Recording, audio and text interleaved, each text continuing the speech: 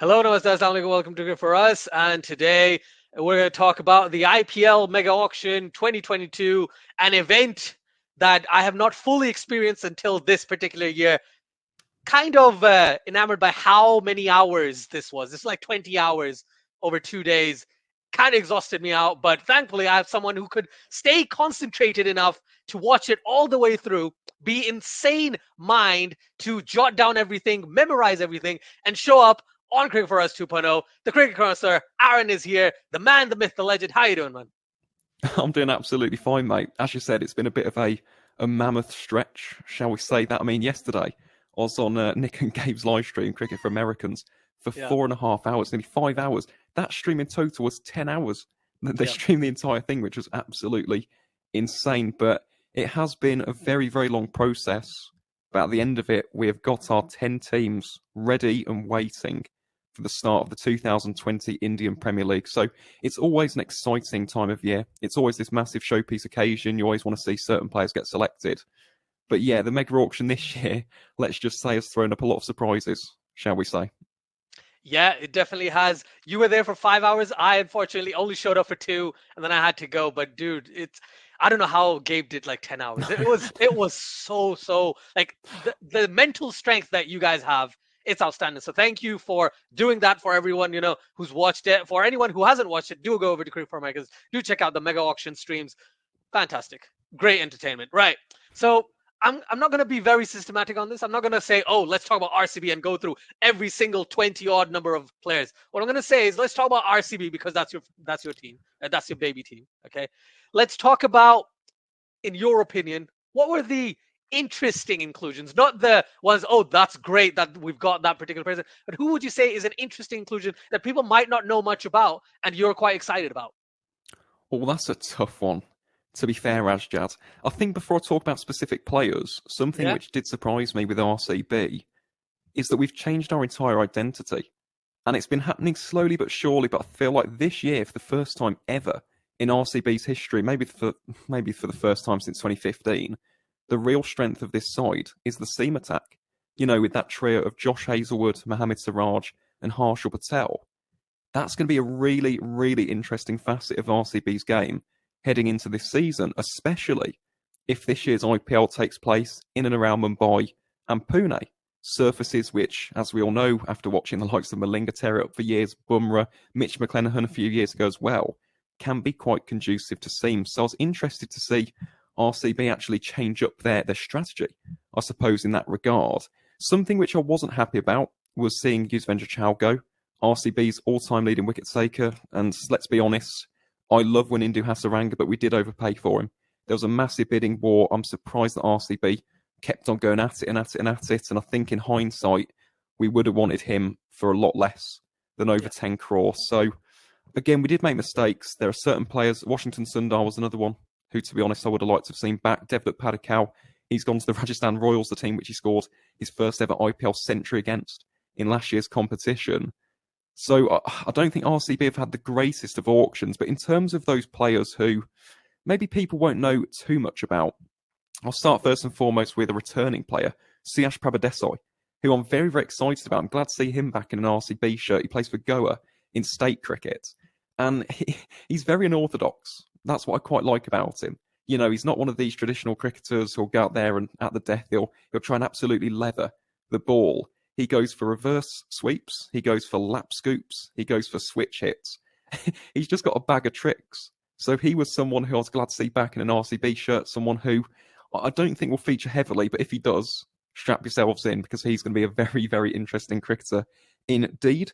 Someone else as well, because RCB, we are from the state of Karnataka, my Ranji Trophy team, someone who really, really excites me, and apologies if I do butcher the first name, I've been told this beforehand, but Lovenit Sisodia. He's a really, really interesting prospect. He hasn't played too much professional T20 cricket just yet, but I think in Karnataka itself, in just like a local tournament, he once scored 300 off of 130 balls. He can be a very, very destructive hitter, to say the least. I remember him. I remember hearing about that. Wow. Mm-hmm. It's him. So, again, in that regard, very, very, very happy.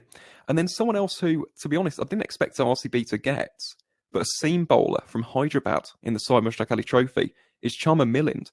Again, I don't think he's going to have too much of a role to play in that RCB side, considering the presence of Siraj Hazelwood and obviously Harshal Patel, Purple Patel, as he's known in Bengaluru. But he was the leading wicket taker in this season's Syed Mushtaq Ali Trophy, India's secondary T20 competition. So some interesting selections, to say the least, from RCB. I'm not sure we're going to see too much of those guys, but yeah, I'd say it's a bit of a mix, to be honest. I'm disappointed to see, obviously, some of the old guard go. We have got AB de Villiers now retired as well. That's going to be a massive shock to the system to not see him in RCB colours. But overall, not the worst auction, probably not the best. And hopefully, fingers crossed, they can somehow get the job done and finally put us out of years of misery of not reaching finals and not lifting the trophy.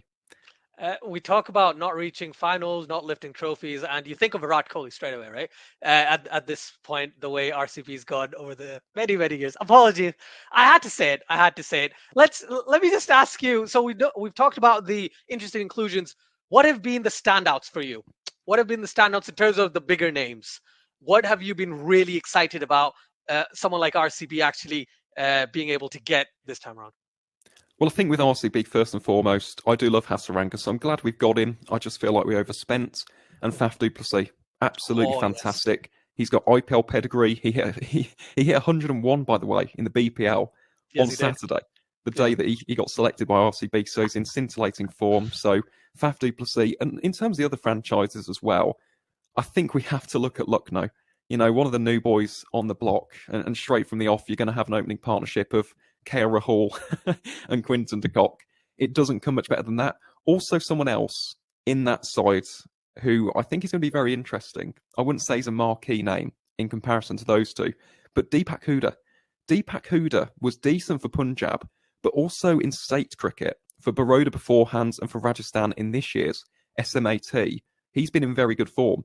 And they needed someone to supplement that middle order alongside the likes of a Marcus Stoinis, a Jason Holder, and of course a Krunal Pandya.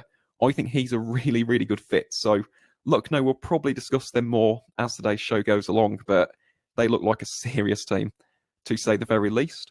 And in terms of other marquee ones, I think that some people will say they overspent, but we have to talk about Ishan Kishan.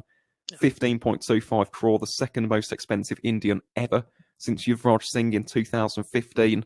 It was obvious. And I told you, didn't I, Asjad? I did say he would be the most expensive player. Yeah. It was always going to happen. You know, you've got one of the brightest prospects in Indian cricket right now who's so versatile. He's so flexible, so dynamic. He can bat anywhere from 1 to 4. He can start the innings off with a bit of, you know, a flair or an elegance. He can be destructive up the top, but he's also shown in the past, I think back to 2020, RCB versus Mumbai, he can also finish off an innings rather effectively. So Mumbai, they thought about the future. They thought about not just this year, but 2023, 2024 as well. Ishan Kishan really was the big marquee one. And someone from your franchise, who I was surprised he went for this much, but I thought he would have gone for about 11 or 12 crore, was Deepak Chahar. Now, he's been very impressive. I love Deepak Chahar's approach to white ball cricket. His wrist position, in terms of the way in which he generates so much lateral movement, so much swing late into his spells, that's something which hardly any bowlers on the planet, let alone in India, possess. So he is going to be a vital asset for the Chennai Super Kings yet again in this year's IPL. And for 14 crore, he's going to need to perform, because that price tag is definitely going to carry a load of pressure with it, shall we say. Yeah, that price tag's... this is the thing. I'm shocked beyond belief about Deepak Chahar going for 14 crores. And I know we can talk about each of the big guns in terms of the prices, and that's going to take this video really long. So, but I'm glad you touched upon that. You know, Ishan Kishan, obviously, Deepak Chahar there. There's another person you mentioned, Wanindu Hasaranga, going for almost 11. Did you expect that? Not at all? Or was that more of like, really? How much would you have thought RCB would take it for? About 8 crore, to be honest. I knew there'd be a bidding war, because he is the number one ranked spin bowler in T20 cricket. Right now, he's outstanding and he can bat. He's finished off games for Sri Lanka in the past, but there's a massive bidding war for him. Massive bidding war as well for Nicholas Pooran. Someone who hasn't quite, we'll probably talk about that in a bit, but someone who hasn't quite set the IPL stage alight. But, you know, he's always due a big season, isn't he? He's like one of those players, a bit like Glenn Maxwell was. And we saw that in 2021. come to fruition. I think Sunrisers overpaid.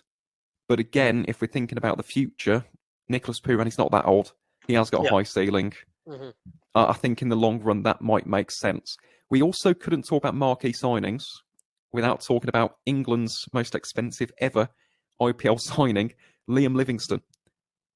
Incredible that he's got a contract for that much money. I think the last time out, he got 75 lakh.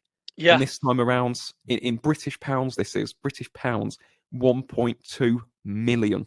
Yeah. He's become a millionaire as a result of this, which is absolutely crazy for someone from Barrow up in Cumbria who's just got into leg spin and you know, likes hitting a ball to mid-on. I'm really happy for him. Obviously, he's a great player. But again, we talk about a pressure associated with a price tag. He's going to have to perform. He is one of the marquee players for the Punjab Kings, along with Mike Agarwal, Shikhar Dhawan, Johnny Bairstow as well. That was really interesting to see Livy go for that much. I expected him to go for about 9-ish. I didn't expect 11.5 or 11.25, whatever it was. That was a staggering amount of money, to say the least. Yeah, the auction was crazy because some of the numbers, it's like crores, like, you know how many zeros are in crore, right? It's 7 zeros in 1 crore. Yeah. It's still a lot of money. It is. And the way they were just running through the zeros, it was like, damn, they're spending a lot. And again, this is something I've talked to a lot of people about. I wanted your thoughts on it. What do you think of the fact that, you know, in this year's IPL, the Indian players were given a lot more priority in terms of the amount of money that's been spent on them? What are your thoughts on that? Well, again, I think it's because of the future. You know, these mega auctions don't come by very often. And in fact, there are little murmurs, little whispers. This might actually be the last ever IPL mega auction. They might actually change up the schedule. Again, that's not confirmed. But those are whispers, those are rumours heading into the next few years. So you have to think about not just 2022, but the years beyond that as well. Mumbai, a fantastic example of this, bringing back Ishan Kishan, bringing in the likes of a Devalt Brevis from South Africa's under-19 World Cup side.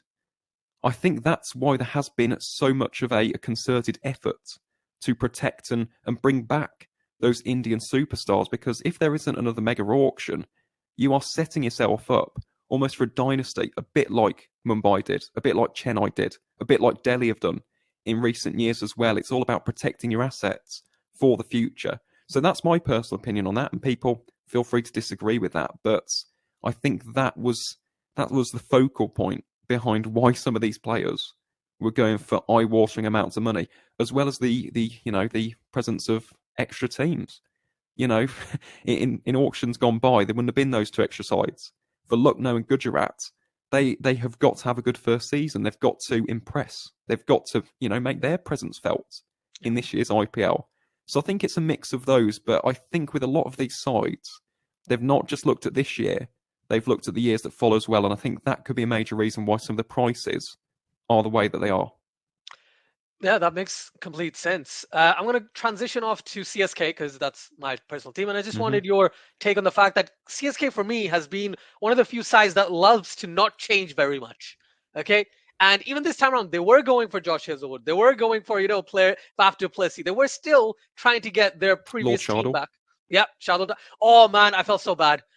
Did Delhi get him? Did Delhi get Shardul Thakur at the end of it? And I was like, he should have gone back to CSK. It just works so well, the way their team set up. But right now, even after the mega auction, the core is still pretty much very CSK. They've got Bravo back. They've got MS Dhoni, obviously, Ravindra Jadeja. They've got Ruturaj Gaikwad. Again, you're probably going to correct me on this. Ambati Raidu's back. You know, there's a few names in there, which is like, Deepak Chahar, that you resonate with a team like CSK. And then they've got some new inclusions in there as well. So how do you see CSK's outing at the auction? Do you think CSK can do a double in double? Oh, that's a really tough question. Go back to back. Who knows? It's the IPL. It's unpredictable. So, I mean, look at last year. Some people wrote them off at the auction. Dad's Army, this, that, the other. They're not going to do well. And look at the end of it. MS Dhoni does what MS Dhoni does best. He leads sides to silverware and has done on 4 separate occasions. So, with CSK, I'm not going to even offer a prediction. I'm sorry, Asjad. I know that's very much sitting on the fence, but I'm not getting drawn into that trap at all, because if I say they're going to finish 6th or 7th, they'll probably win the whole thing. So I'm not going to do that. in terms of the nucleus, it is still very much a Chennai Super Kings side. And in fact, they've also got some local players as well. I'm glad. I'm so happy they brought back Siharin Ishan. He was brilliant for Tamil Nadu. And again, definitely someone to watch out for heading into the future. I think they got him for his base price as well. 20 lakhs. Yeah. Good bit of business that from the Chennai Super Kings. But I think in terms of their first day at the auction, I would say that they probably had the worst day compared to all of the sides. I think there was so much, debate about some of the selections, the lack of Suresh Raina, who's going to be a massive omission for this entire tournament. There was all of that discussion and discourse. But I think on day 2 today, on the Sunday, I think they've got it back. I think in terms of the squad depth, in terms of squad balance, it's a pretty good CSK side. Is it the best on paper? Probably not. But then again, when you think they've lost the likes of Shardul Thakur, they've lost the likes of Faf du Plessis, they've lost Arshite Kishore as well, who's going to be a big loss for the future. I think they've done an okay job. I think they'll leave that auction in Bengaluru on day 2 a lot happier than day 1. And who knows? We'll have to wait and see how they do this season. I just want to talk to you about CSK just a bit more, because they're trying to make a little New Zealand, aren't they? They've got Mitchell Santner, they've got Adam Milne, they've got Devon Conway. I think Devon Conway probably the best shout out of the lot. Like, I'm so glad they got Devon Conway, because they needed to replace someone like Faf du Plessis at the top of the order. And some of these new inclusions into the side, especially Adam Milne, Chris Jordan, Devon Conway. If you had to pick one guy out of the newbies of the overseas players for CSK, who do you think has been their best pick, in your opinion? Devon Conway. Yeah, Devon Conway. Glad to hear it. Obviously, I'm going to say that. I mean, I've been watching his career for years for the Wellington Firebirds. They're my New Zealand team, in their domestic circuit. So I'm elated for him. It's been 2 seasons too late, to be honest. In 2019, he completely lit up the Super Smash in New Zealand for Wellington and didn't get a contract somehow. But here he is. And he's just one of those players right now who, not just in the IPL, but we're talking franchise leagues across the globe. We're talking about here in England as well, the T20 Blast and the 100. He gets a lot of attention, and rightfully so. He's such a versatile player, and he plays the situation, which in T20 cricket, sometimes you get drawn into that full sense of security that we need to hit every single ball for 6. Devon Conway's dynamic. He's a thinking cricketer. He can think on his feet. And that's exactly what CSK will be looking for. Someone assured, someone who's ice cool at the top of the order. They've got exactly that. So, Devon Conway, for me, he is the marquee one. I also like the signing of Adam Milne, because although he hasn't had the greatest of IPLs in the past, for Mumbai or indeed for RCB, he's had an excellent 2021 for Kent. And I think he had a decent 100 as well for Birmingham. So, Adam Milne, the speed demon from New Zealand, could be quite a potent X factor for CSK heading into this season. Yeah, fair point. Again, there's been talks about Adam Milne going for too many runs, Chris Jordan going for too many runs, but on their day, they're sensational bowlers, especially death bowlers with Chris Jordan. I think that's a beautiful signing from the CSK. From the CSK. All right, let's talk about KKR. Only because I know there's 2 players in there that I'm so happy. Again, about my anti-English bias, but I'm so glad Sam Billings and Alex Hales both have gotten a chance, because I was thinking Sam Billings, when he went unsold on day 1, I was like, what? How?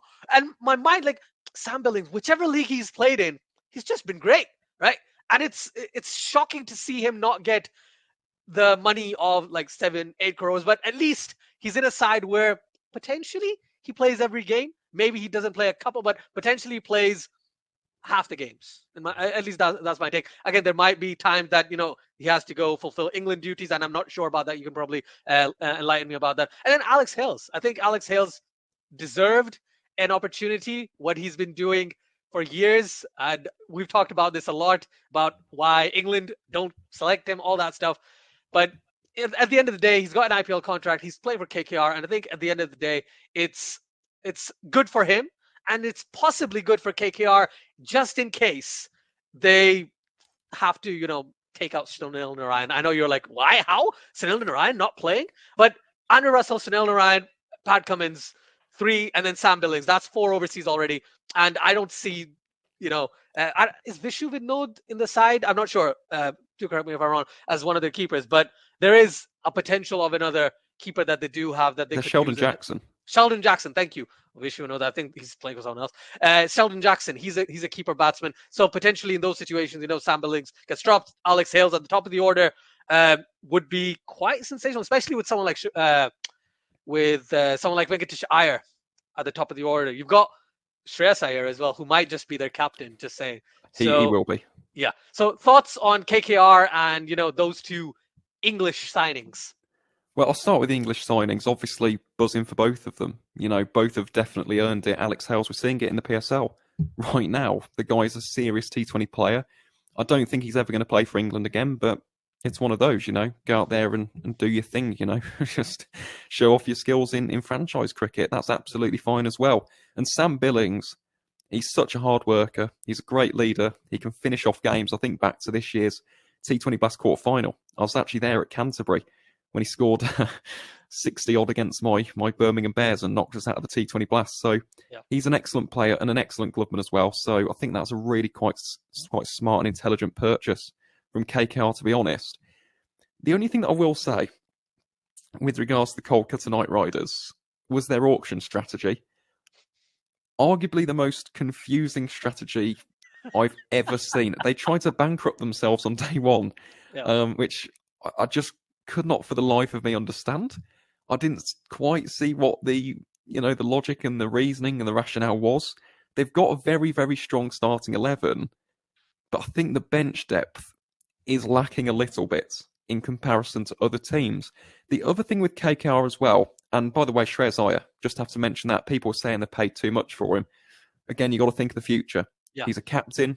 He's got a massive ceiling. Again, a bit like Devon Conway, plays to the situation, can be both, within himself and, of course, can expand as an innings progresses. I think he's a really good signing.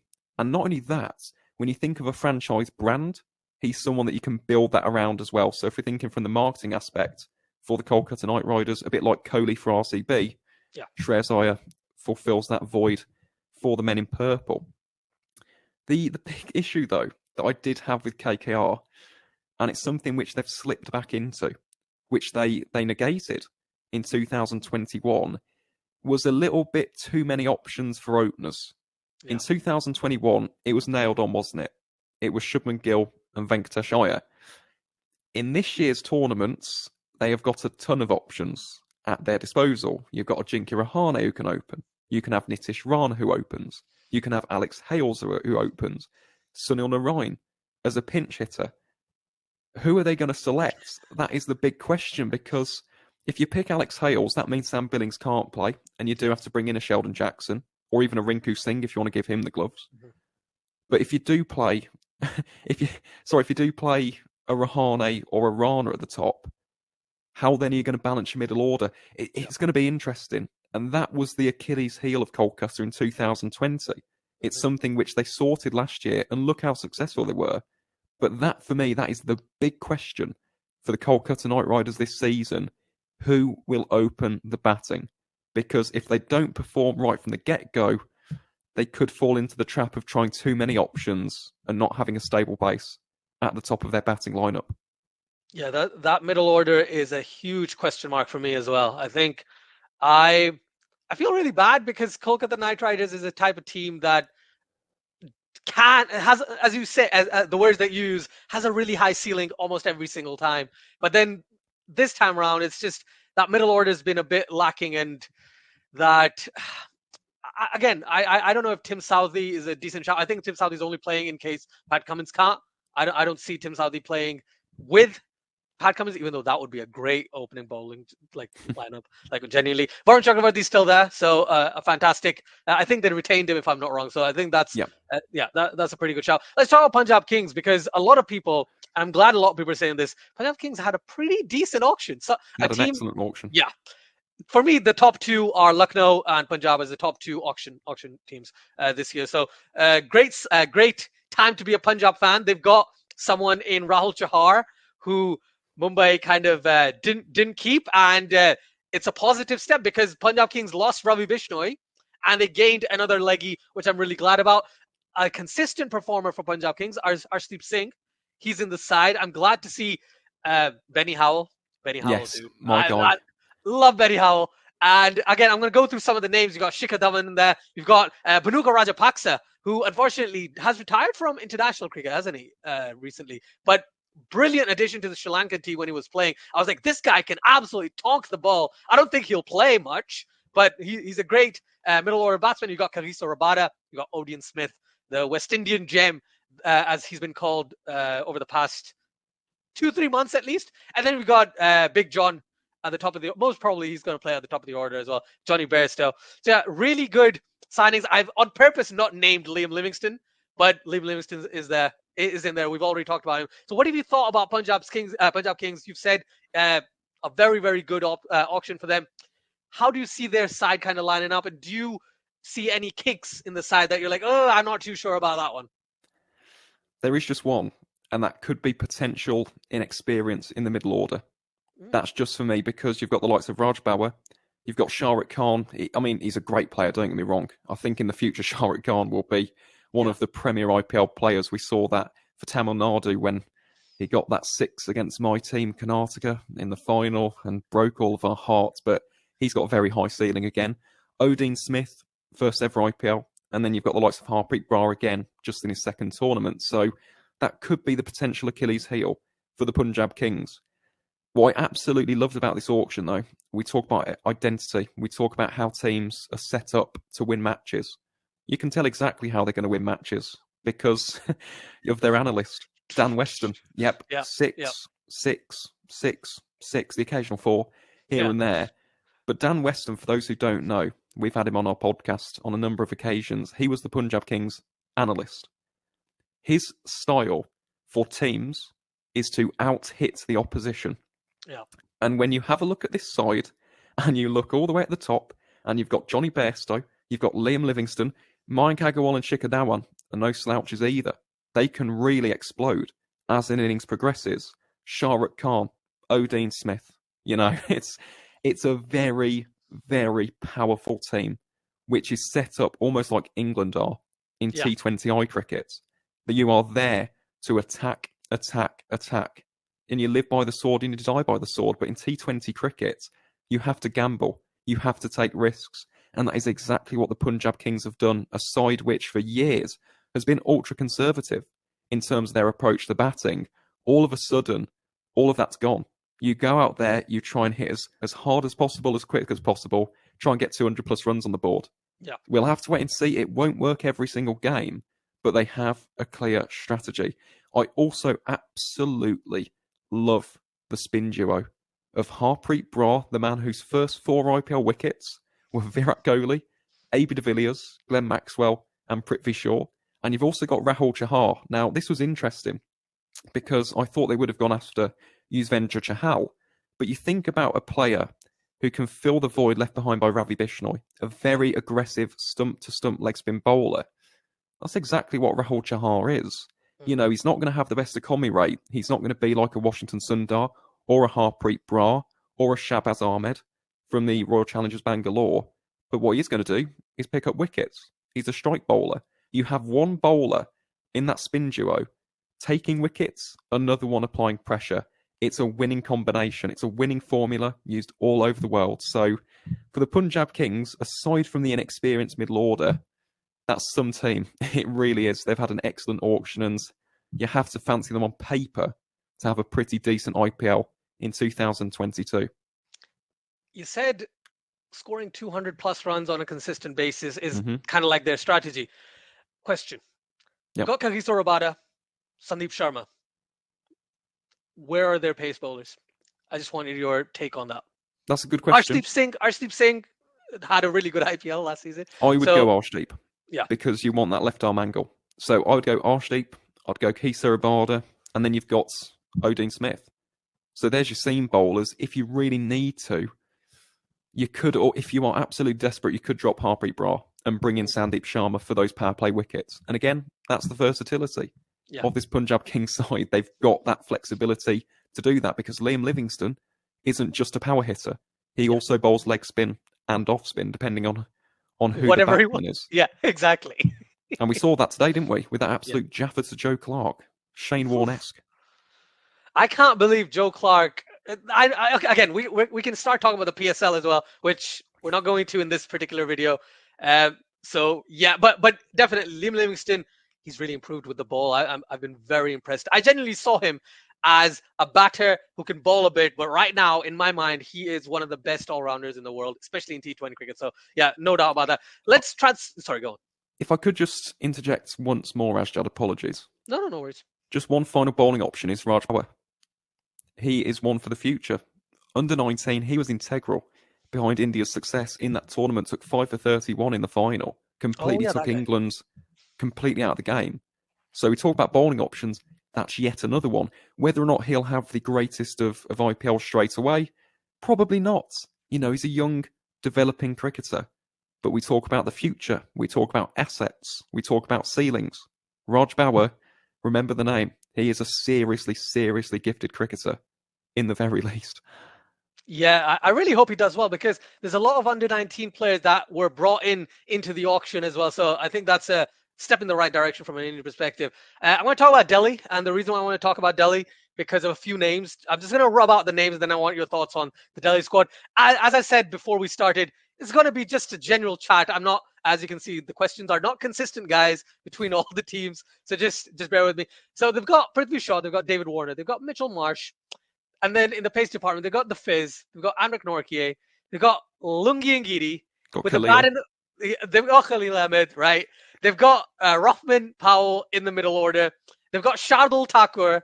They've got Yash Dole, which is why I was talking about the under-19 players. They've got Chetan Sakaria. They've got Kamlesh Nagarkoti. Again, Rishabh Pant. I forgot about Rishabh Pant by naming all of these players. Delhi Capitals is a solid damn squad. Thoughts, my friend? You've just said it. You've hit the nail on the head. Very solid. Like, look at that top four. You got Prithvi Shaw. You got David Warner. You've got Mitch Marsh at 3. Rishabh Pant at 4. At number 5 as well, you can have Rahman Powell, who, as we've seen in that T20I series against England, is no slouch with the bat in hand. You've also got the option of Sarfraz Khan, who... That's exactly what I was thinking of, yeah. Admittedly hasn't been in the greatest of forms, IPL-wise, for a number of seasons now. Obviously peaked for RCB in about 2018, 2019. But, you know, something with Sarfraz... I spoke about Suyash Prabhadesai earlier for RCB. He's that type of player, isn't he? Yeah. Sarfraz doesn't do things by the book. Like, he produces these really weird shots. And this might seem completely irrelevant, but I remember him on 2 separate occasions, on the final 2 balls of the innings. One of these was against the Sunrisers. He hit 2 boundaries, which again, for a player of his price point, is exactly what you're looking for. You know, those 8 or 10 runs at the end of an innings, no matter how they come, in Sarfraz's case, are absolutely pivotal to the success of the side. So I just look at that Delhi team. It's beautifully balanced. They've got a great seam attack. They've got a very strong top order. And that's the thing, it's solid. Is it the best on paper? Probably not. But the fact is, this Delhi side over the years has worked out the key to success in this tournament. They've made the playoffs every year since 2019. They're an incredibly consistent side with excellent players. You've got to think, yet again this season, with Rishabh Pant as the captain, with that strong top order and that very potent seam attack, they've got to be in the mix. Again, we can't predict the playoffs right now. It's the IPL, anything can happen. Yeah. But if things click, they are serious contenders for this year's trophy. I can't agree with you more. And it hurts to say that CSK doesn't seem like as a solid team as I would have liked. But yeah, Delhi Capitals, very, very good. Let's transfer across to Rajasthan Royals. Yes. And the reason why I want to touch on Rajasthan Royals, because I just looked at the team. I've got the team right there. I want to just pick out a couple of names. R. Ashwin, Trent Bolt, Joss Butler, Rassi van der Dussen, Jimmy Nation, Daryl Mitchell, Sanju Samson, Yuzvinder Chahal, Shimron Hetmeyer, Oben McCoy, and freaking Prasidh Krishna, who just got like 4 for like 10 against West Indies not too long, or whatever it was. Yashasvi Jaiswal, Devdutt Padikkal at the top of the order as well. Dude, Rajasthan Royals, they look like an okay attack like last time around and the time before that. But dude, they've really gone hard this season, right? They've lost players like Archer, Stokes, and Livingstone, etc. Miller, But dude, they've come back hard. Thoughts on Rajasthan Royals? Because I think, yes, they'll have to figure out how to manage their overseas players, obviously. But some of those players, even the Indian contingent, is so good. Prasidh Krishna, R. Ashwin, and then potentially, yes, they're going to go with probably Padikkal or Jaiswal and Butler or something like that. But Padikkal and Jaiswal, two of the most exciting top order batsmen, in my opinion, for India. So yeah, what do you think, Rajasthan Royals? Well, Asjad, I mentioned earlier with RCB about changing identities. That's exactly what the Rajasthan Royals have done. And to be honest, it needed to happen. Mm-hmm. As brilliant it was to see Ben Stokes, Jos Buttler, Jofra Archer, David Miller, Liam Livingstone, all of these massive marquee overseas names in the same playing 11, it wasn't working. And you could see that, they haven't won the trophy since 2008. So if it is broke, you have to fix it. So it's hard to see these marquee names go. But at the same time, this is exactly what the Rajasthan Royals needed. Because overseas players are there to supplement your domestic core. When you look at successful, not just IPL teams, but teams all over the world, in franchise cricket, the winning combination is usually found in that domestic core. Yeah. Look at the Mumbai Indians with the likes of Kishan, the Pandya brothers, Rohit Sharma, Jasprit Bumrah, to name but a few. Chennai Super Kings, over the years with Dhoni, Jadeja, Rayudu, Ashwin back in the day. Then, of course, like the Murali Vijay, Suresh Raina. That's where you win games. And that is exactly what the Rajasthan Royals have put into place. You mentioned those two young openers, Devdutt Padikkal and Yashasvi Jaiswal. Massive ceilings. Devdutt, I'm gutted to see him leave RCB because he's a supremely talented cricketer. And yes, his IPL strike rate hasn't been quite what we wanted to see of him. But it's his first 2 seasons. And this is a guy who's dominating for Karnataka across all 3 formats. He's got an immense future ahead of him. He's played for India now in that Sri Lanka series. He can go from strength to strength in a royal shirt. So I think that's a fantastic piece of business. As is Jaiswal, again, protecting the future, thinking of future tournaments. They've also poached RCB's all-time leading wicket-taker in Yuzvendra Chahal. Chahal is only 31 years old, and I think that's quite surprising to some people because he's been in the IPL since 2013. That's when he played for Mumbai, moved to RCB in 2014, and the rest was history. You've got a proven IPL wicket-taker. You can't ask for anything better than that.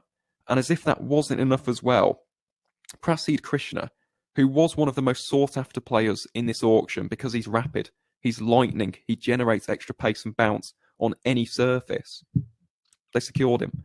So the Rajasthan Royals, I was really, really happy to see them move from an overseas dominant side to an Indian dominant side. And I think this will set them up nicely, not just for this season, but indeed for many, many more years to come as well. You mentioned exactly the right point. In terms of their Indian contingent, they've got a solid core, unlike the way they were working in the previous couple of seasons. I want to talk about Mumbai Indians because you touched upon previously Mumbai Indians being a side which had a really strong middle, Indian core. Now, again, certain changes happen, all that good stuff. They've gone in and they've secured, in my opinion, one of the picks of the tournament in Tim David. Yeah, in Tim David. Yep. Dude, just PSL-wise, 71 of 29, 51 of 18, and then 34 of 17 in 3 games on a consistent basis, and then comes in and scores 25 of 10 or something like that because he's like, oh, I need to bat this way, I'll bat this way. I need to bat this way, I'll bat this way. So very excited to see him in the IPL, and you don't see many associate team players, get a shot like this. So very excited about that. And then something that, obviously Jofra Archer probably not playing this season from what I understand, but Correct. They've invested in him for the next couple of years.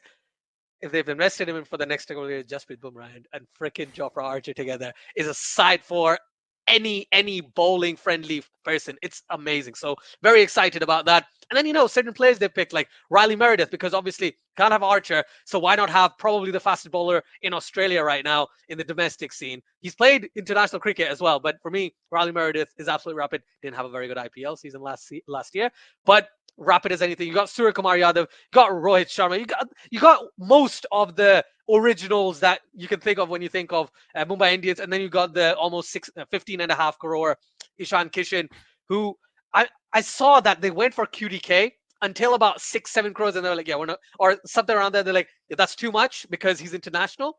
So let's just bank on Ishan Kishan, and they definitely did, and it worked in their favor. And one player I want to mention who is very injury prone, but is a pretty damn good replacement for a left arm pace bowler. It's again, I'm not saying they're similar bowlers, but if I had to pick someone who is replacing Trent Bolt and replacing Jofra Archer, he's kind of like in the middle. He's kind of one of those types of guys. So for me, Tamal Mills, a brilliant choice. Then you can talk about Fabian, etc., etc.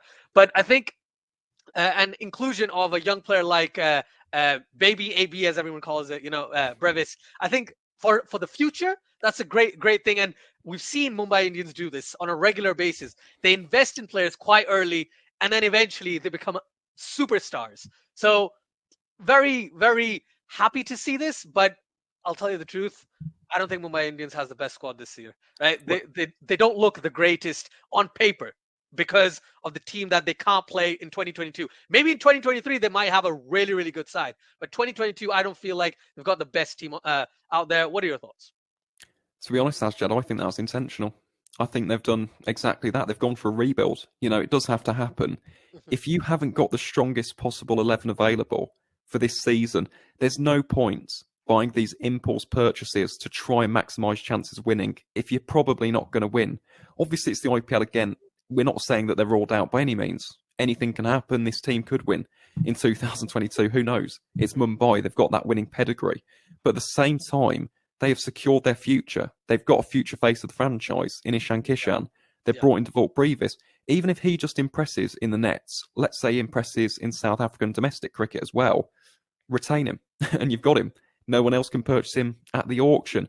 Another really, really interesting one as well is Tilak Varma from Hyderabad in the state cricket. He had a very, very impressive Syed Mushtaq Ali trophy.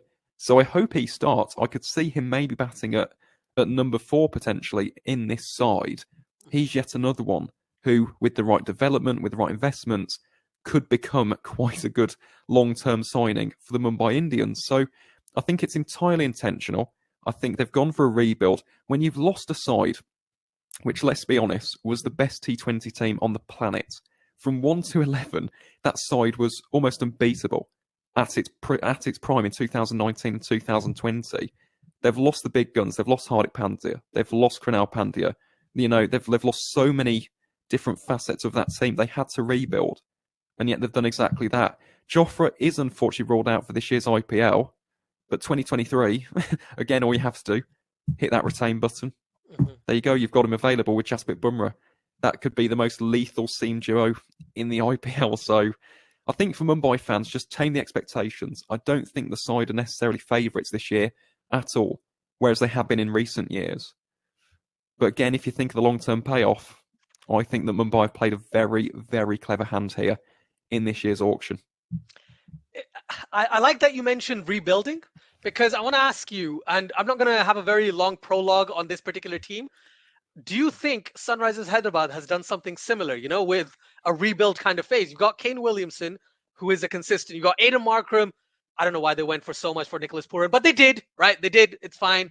And then the rest of their side, a lot of them do seem like young prospects that could be great in a few years. Umran Malik and Abdul Samad as a consistent. Previous ones, Karthik Tyagi, Priyam Garg, players that Abhishek Sharma, they've kind of brought back as well. Guys who I've only heard of because of the IPL, but they haven't really impressed like crazy. But it's like, they're still young. They're getting to the finer parts of their craft. And when they get there, they will be absolutely brilliant. So what are your thoughts on Sunrisers Hyderabad?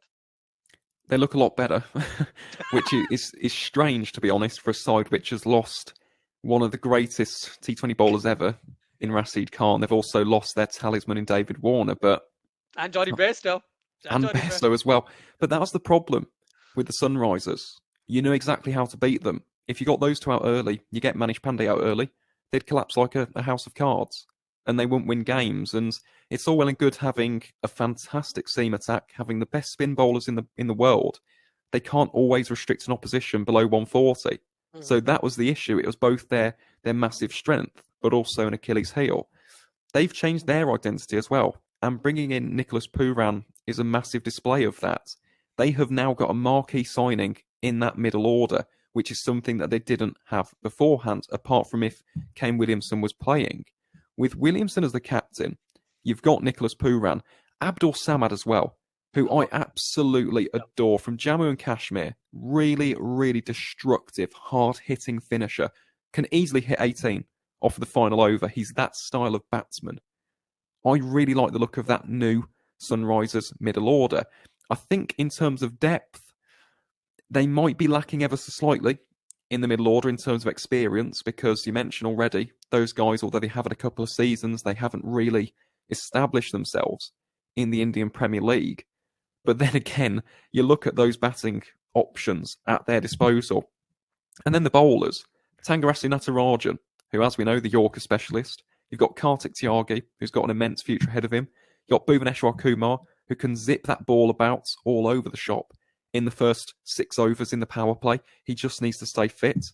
And in terms of a really quite cost-effective move, I have to say, Shreyas Gopal for 75 lakh, someone with lots of IPL experience and someone who famously gets Virat Kohli out pretty much every single season whenever they play RCB. So for 75 lakh, that's not even 1 crore.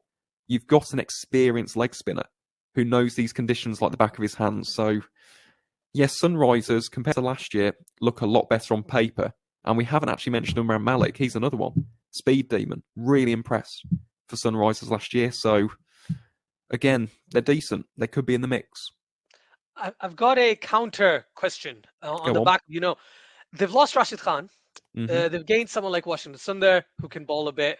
You gained Aiden Marker. Come on. In the power play, he goes under 7. Dude, what I'm trying to say is 4 overs from Rashid Khan. They obviously, you can't replace Rashid Khan in the side. They've got many spinners who are, in my opinion at least, are not bowlers as per se. They're bits and pieces players, you could call it that. Or worse, again, I'm trying to think of the right word. Someone who's not a specialist bowler. Let's put it that way. A specialist bowler. Shreyas Gopal, Washington Sundar, Aiden Markram, you've got Suchit. Well. Yeah, right? So they've got these guys who can't replace Rashid Khan. So do you think that loss of losing such a star bowler, they haven't been able to make that up in any sort of way? They didn't go for Mujib. They didn't go for Noor. They didn't go for Kas Ahmed, right? Trying to kind of replace an Afghanistan spinner with a slightly younger and kind of potent Afghanistan spinner. Please correct me if I'm wrong. No Tabriz Shamsi in the IPL this year, right? No Adil Rashid. So what I'm trying to say is they could have gone down that route to try and get someone a spinning option, an overseas spinning option that would be beneficial to them. I think that, for me, that's their weakness. But I wonder your thoughts on that. No, I'd agree with that. To be honest, I was very, very surprised actually today that they didn't pick up an overseas spin option. Yeah. I do agree. They've got a lot of spinning all rounders. Glenn Phillips can bowl a little bit of off spin. Abhishek Sharma bowls his left arm off spin as well. Abdul Samad bowls a bit as well too. Yeah, the leg breaks. That is a very, very solid point, to be fair. There's a lot of pressure on Shreyas Gopal. But then again, in the past, he showed that he can do it for the Rajasthan Royals. So he has to stay fit, let's be honest, first and foremost. But I do think, Asjad, that's a very, very valid point. Could they have gone for an overseas leg spinner?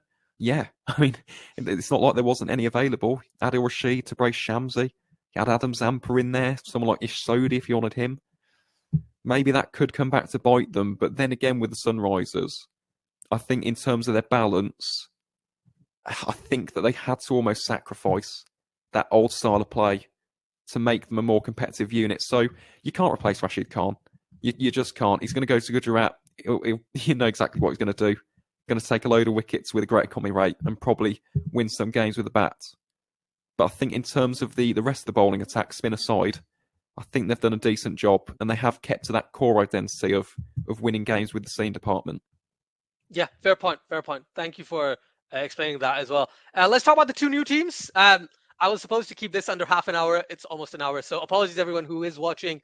I'll try and wrap this up as quick as possible. Lucknow Super Giants and Gujarat Titans. I don't like the names personally, but Lucknow Super Giants have had a fantastic auction. I'm so glad for them.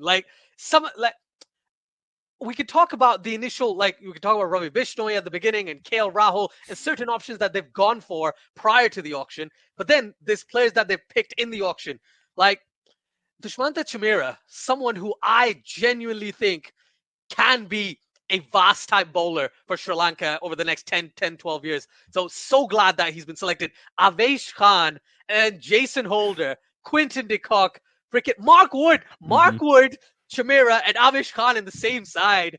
I'm telling you, to me, if Archer was fit, I would say these two teams have the best like pace bowling stuff. But oh man, genuinely so excited about it. And then they've got Marcus Stoinis again. He's when he's a hit, he's a fantastic hit. But we've seen it with Delhi Capitals. He's not the most consistent player of them all. One question I want to ask you: I know their captain is KL Rahul. Do you think Jason Holder could potentially replace his captaincy reign potentially? I don't think they'd do that first season. Okay. Look, I think they'll give KL a full season, to be honest. Again, we talk about face of the franchise. That's exactly what Kunal Lakeshra Hall is. So I don't see it happening this season. But you mentioned Jason Holder. I could not believe he went for so cheap. Yeah. Considering he's in the form of his life. And I just look at Jason Holder and I think of power play wickets. He gets them all the time. And in T20, that's so important to put the opposition on the back foot. And they've got him for an absolute steal. If Lucknow could have gone into this auction and presented a list of things they wanted exactly to happen, they've ticked every single one. Yeah. You've got the best opening duo in the entire league in Kara Hall and Quinton de Kock. As if that wasn't enough, right? In terms of the depth, you got Evan Lewis.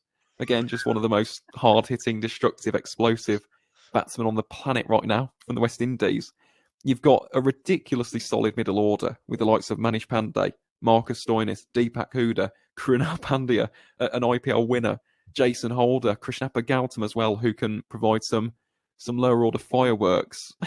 As if that wasn't already enough. You got the speed demon Mark Wood. You got Avesh Khan, who was the second leading wicket taker in last year's tournament with 23 wickets. And you got Ravi Bishnoi. Yeah. Could this have gone any better on paper? And again, cricket isn't played on paper. But the Lucknow Super Giants have well and truly arrived in the Indian Premier League. They could not have had a much better auction. And I even look at some of the bench players. Ankit Rajput has lots of IPL experience for the Punjab, Kings 11 Punjab as they were known, and the Rajasthan Royals. Chameera, as you mentioned, great prospect. Kyle Mayers, we've seen how destructive he can be. They've got, as well, someone else who I really quite rate, and I'm not sure other people do, but Manan Vora. He can bat anywhere from 1 to 4. And I remember in 2018, I think this was against Sunrisers, he scored 45 from about 30-odd balls for RCB. He's a very versatile option. So you can argue in comparison to other teams, maybe that depth isn't as extensive. But you look at that team from 1 to 11, if they stay fully fit, I mean, surely they're a top 4 candidate. They have to be. Unless something goes horribly wrong and maybe, the luck goes against them. Surely they're up in there. They have to be. It's a ridiculously good side, that. It really is. That's what I wish RCB had turned out like. Right. Okay. Cool. Let's talk about Gujarat Titans. I was going to say Gujarat Lions. Yeah, I did. Gujarat Titans, the last team out of the list. You got Lockie Ferguson. You got Mohammad Shami. You got potentially Alzari Joseph. You got Rashid Khan. You have Hardik Pandya. If he's fit, he's going to bowl quite well, right? And then at the top of the order, you've got the 116 of 56 balls, Jason Roy. You've got David Miller, who I can't believe they had to get him in the second time round. They finally got a couple of keepers at the end of it, right? Matthew Wade and Ridham and Saha. Noor Ahmed, very excited, very happy he's got a contract. He's very exciting player. I think he was playing for Quetta today as well, wasn't he? And Dominic Drakes. I think Dominic Drakes is one of those guys who, I don't know how, he's not been the best player on the planet so far, obviously, but he's a power hitter. He can bowl well. He's one of those all-rounders that is a very utility type of player that could help Gujarat Titans a lot. And Rahul Tewati, Varun Aaron, the Indian contingent might just be quite well for them. And I missed one guy right at the top of the order called Shubman Gill, who for me, I can't believe KKR didn't retain him. But Shubman Gill, an absolute star as well. So any particular thoughts about Gujarat Titans and their not their strategy, but their team at the end of the day after the auction. To be honest, I think they did quite well as well. I don't think to the same extent as Lucknow. Lucknow, as I said, they had the perfect auction for what they wanted in the team. But Jason Roy and Shubman Gill, pretty good opening duo there. You got Vijay Shankar in there as well. You got Hardik Pandya. Someone who I don't think people outside of India will have seen is Abhinav Manohar. Now, he's a very, very interesting prospect. Plays for Karnataka, 27 years of age, very, very destructive. In this year's Syed Mushtaq Ali Trophy, strike of around about 150. So watch out for him. Definitely someone to watch out for. And in terms of the spin department, and I hope he plays every single game, because if these two play together, Gujarat could win on a spinning track. Arsai Kishore from Tamil Nadu, his career economy rate in T20 cricket, 5.46 for a spin bowler. Imagine those two operating together. Arsai Kishore applying the pressure, tightening the screw from one end with that 6 or 7 economy rate. Rashid Khan at the other end. How are you going to score runs? Like, that's the problem. So in terms of the spin department, outstanding. Really, really outstanding for the Gujarat Titans. It depends where the IPL takes place this year, because if it is in Mumbai, that might not take as big of an emphasis and onus as opposed to if it was around the country. But again, we think of the future. You know, if the IPL goes back to normal and all of a sudden you're playing in Hyderabad, you're playing in Chennai, Ooh, Gujarat will fancy their chances. Exactly. Yeah. So you got them, Noor Ahmad as well, who is fantastic. Left-arm wrist spinner from Afghanistan, had a great under-19 World Cup, is now playing in the PSL, played in the Big Bash as well. They're just the spin department. It's something to be envious of. I'd say it's the best spin department in the IPL. I was also quite happy. I know you mentioned the Gujarat Lions. I don't think we'll see much of him, but just for the IPL heritage, Pradeep Sangwan, right? So he used to play for the Gujarat Lions, and there is a famous story about Pradeep because he was drafted in the same year as Virat Kohli. RCB went after Virat Kohli, and we see what's happened. The Delhi Daredevils, who initially wanted Virat Kohli, went after Pradeep Sangwan, and unfortunately things didn't quite go to plan. But he's a very hard worker.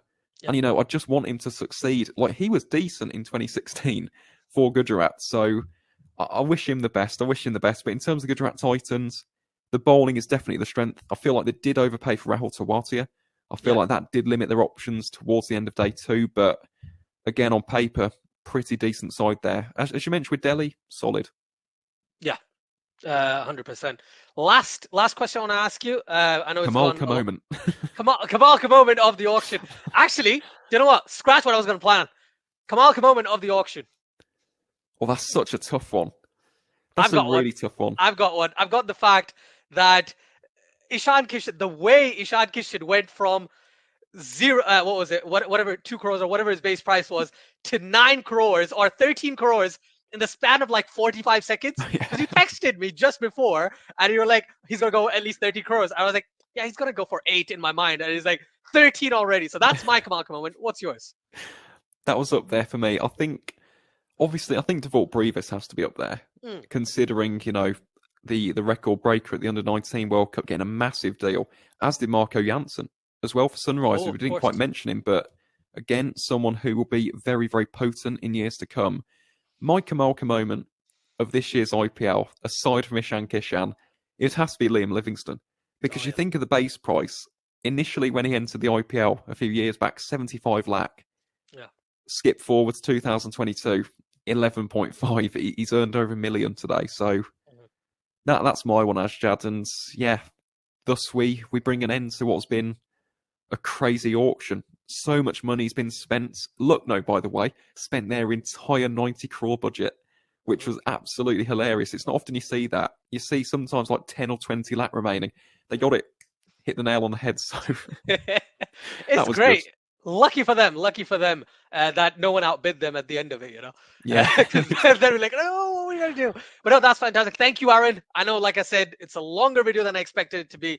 But if anyone is still watching, thank you from the bottom of my heart. Thank you so much. Please do like, share, and subscribe. Please do check out the Cricket Connoisseur on every single platform in the entire universe. You'll find him. You'll find him on Spotify. Somewhere. On the County Cricket Podcast, Apple Podcasts, Anchor. I don't know about podcasts as well, but just search the County Cricket Podcast, search the Cricket Connoisseur.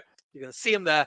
He's an absolute beast. He knows a lot about IPL. If you want to follow IPL, he's a county cricket connoisseur, but he's also just a cricket connoisseur, and he does great things. Thank you, Aaron. As always, really appreciate it.